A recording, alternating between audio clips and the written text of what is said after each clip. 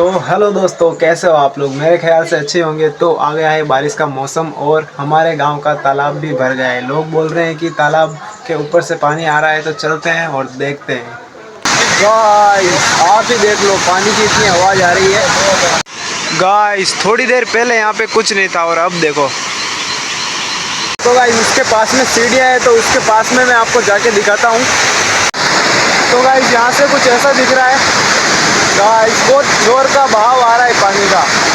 यहाँ पे अपन खड़े हो जाए तो खेल खत्म ही है उसका।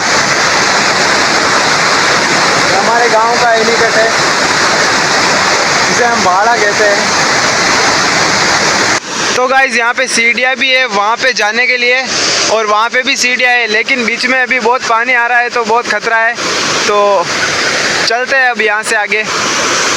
तो गाइस इस व्लॉग को यहीं पे करते हैं एंड, और मिलते हैं अगले व्लॉग में। तब तक के लिए बाय बाय।